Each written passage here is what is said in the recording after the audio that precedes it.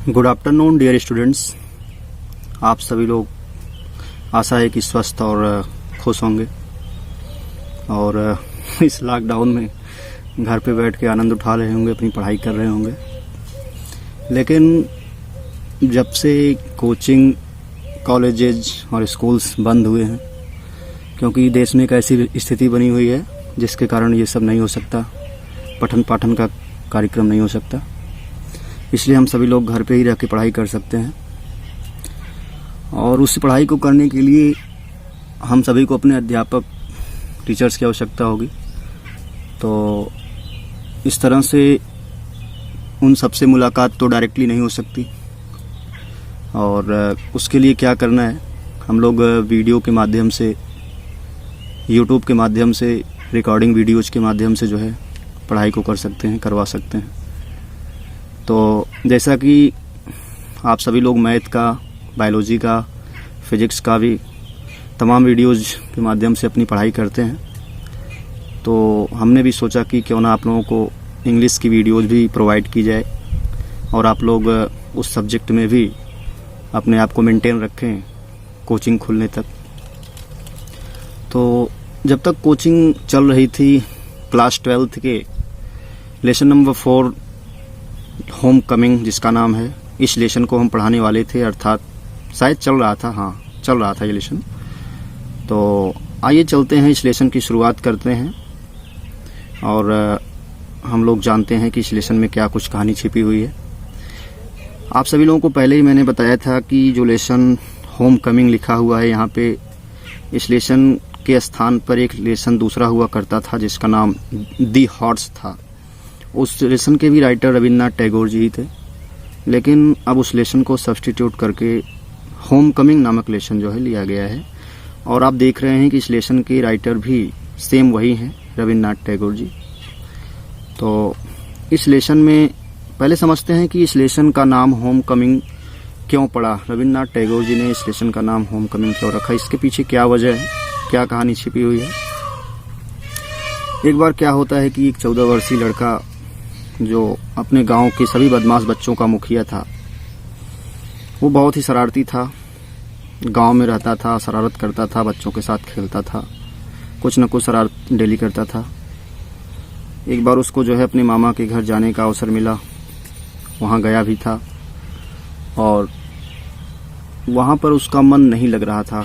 कारण ये है कि जो मज़ा घर पे रह के अपने साथियों के साथ रह के खेलने कूदने से, पेरेंट्स के अफेक्शन से मिलता है, वो मज़ा किसी शहर में, अनजानी जगह पे, अनजान घर में पहली बार जाने से नहीं मिल पाता। तो क्या होता है कि वह अपने मामा के यहाँ कुछ दिन रहने के बाद उसको बोरिंग महसूस होती है।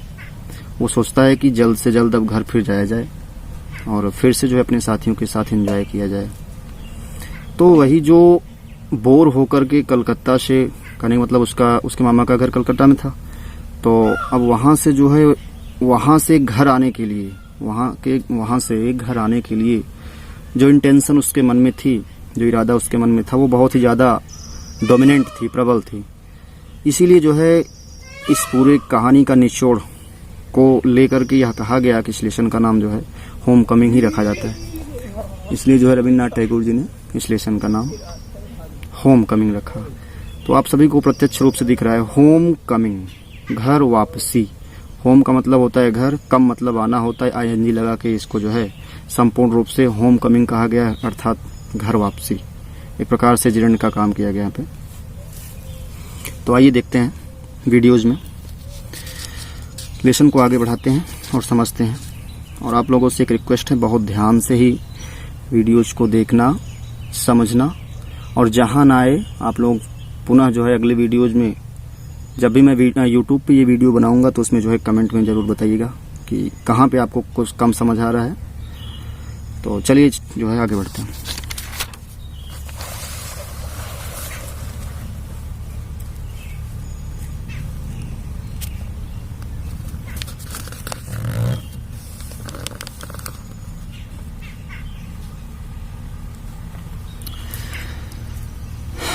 Okay dear students, let us start.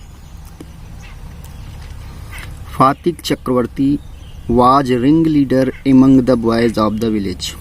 ध्यान दीजिएगा, फातिक चक्रवर्ती यह उसी बदमाश लड़के का नाम है जिसकी चर्चा मैंने अभी कहानी की शुरुआत में की थी।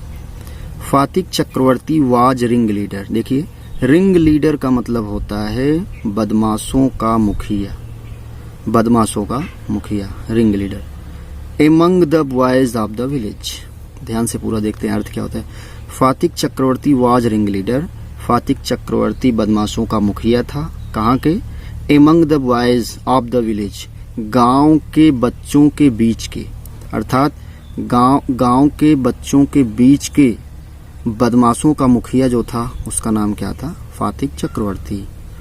आगे क्या हुआ? जैसा कि आपको बताया गया, यह बहुत ही शरारती लड़का था, तो शरारत करना इसके नेचर में था। फिर आगे क्या होता है? A new mischief got into his head. Mischief का मतलब शरारत होता है। ए न्यू मिस्चिफ, एक नई शरारत, got into I his head, उसके मन में, उसके दिमाग में, फातिक चक्रवर्ती के दिमाग में एक नई शरारत आई। वह शरारत क्या थी?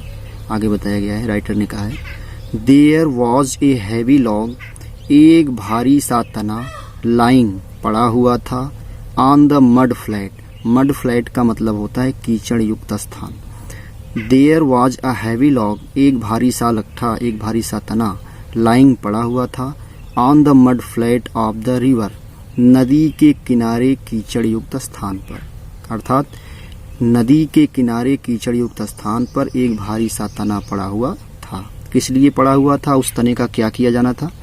वेटिंग टू बी सेव्ड, जिसको आकार दिए जाने की प्रतीक्षा थी। वेटिंग, जिस तने को जो है आकार दिए, सेव्ड मतलब होता है आकार दिया जाना, और वेटिंग मतलब प्रतीक्षा। तो जो कीचड़ युक्त स्थान पे नदी के किनारे एक मोटा सा तना पड़ा हुआ था, उस तने को जो है आकार दिए जाने की प्रतीक्षा थी। किसका आकार दिया जाना था? इनटू ए मास्ट, एक मस्तूल के, फार अ बोट, जो मस्तूल किसके काम आता है? एक नाव के। मस्तूल का मतलब क्या होता है पहले समझ लेते हैं। जिससे नाव खींची जाती है, बोट जिससे चलाई जाती है, नाव जिससे चलाई जाती है, उसको आगे बढ़ाने के लिए जो एक प्रकार का पोल टाइप का होता है, उसी को इंग्लिश में मास्ट कहते हैं। मास्ट मतलब इसकी शुद्ध हिंदी होती है मस्तूल। तो उस तने को जो है क्या बनाया जाना था? नाव के लिए मस्तूल बनाई जानी थी। तो फातिक ने क्या निर्णय लिया आगे?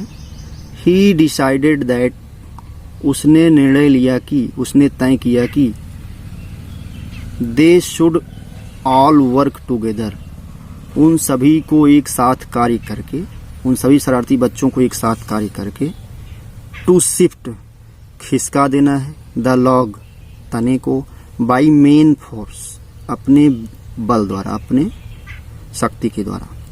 कहाँ से? फ्रॉम इट्स प्लेस, इस तने के स्थान से, एंड रोल इट अवे, और इसे लुढ़का देना है। अर्थात बच्चों ने फातिक ने तय किया कि सभी शरारती बच्चे एक साथ मिलकर उस तने को उसके अपने स्थान से, अपने बल से जो है, अपने शक्ति के द्वारा उसको क्या कर देना है? लुढ़का दिया जाना है, या उसको खिसका दिया जाना है। जब यह इस प्रकार का प्लान उसके मन में आया, फातिक के मन में आया, उसके बाद आगे क्या होता है? The owner of the log, owner मतलब मालिक, the owner of the log, तने का मालिक अर्थात लट्ठे का मालिक क्या हो जाएगा फिर? वुड बी एंग्री, क्रोधित हो जाएगा। भाई जिसका तना था, जिसने उसको रखा था अपने यूज में लेने के लिए, अगर वह अपने स्थान पर अपने सामान को नहीं पाएगा तो उसको जाहिर सी बात है गुस्सा आएगी। तो फिर यही तो इन लोगों का प्लान था कि ऐसा किया जाए ताकि जो भी हो उसका आनंद वो लोग उठा सकें। The owner of the log, तने का मालिक, वुड बी एंग्री, तब क्रोधित होगा, एंड सरप्राइज्ड, और आश्चर्य करेगा। इस प्रकार से जब ऐसा होगा तो क्या होगा? And they all enjoy the fun, and they would all enjoy the fun, और इस तरह से वे सभी, फन का मतलब होता है, वैसे तो फन का मतलब होता है आनंद, लेकिन यहाँ पे शरारत समझना है, क्योंकि एंजॉय का मतलब आनंद उठाना होगा यहाँ। तो इस तरह से जब वो लोग ऐसा करेंगे तो they would all enjoy the fun, वे सभी इस शरारत का आनंद उठाएंगे।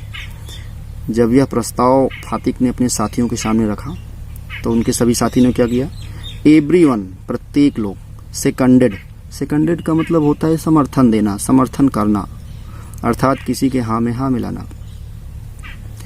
तो एवरीवन सेकंडेड द प्रपोजल, सभी ने, प्रपोजल मतलब प्रस्ताव, सभी साथियों ने उसके प्रस्ताव का समर्थन किया। और and it was carried unanimously, unanimously का मतलब होता है एक मत होकर, एक स्वर में। तो इसका पूरा मतलब क्या हो जाएगा, and it was carried unanimously, और इस विचार को एक मत होकर मान लिया गया।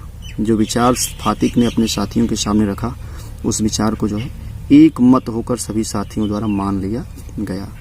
धन्यवाद। आज के वीडियोज़ में इस लेसन का इतना ही भाग है। अगले वीडियो में जो है इसके आगे हम आप सभी को पढ़ाएंगे।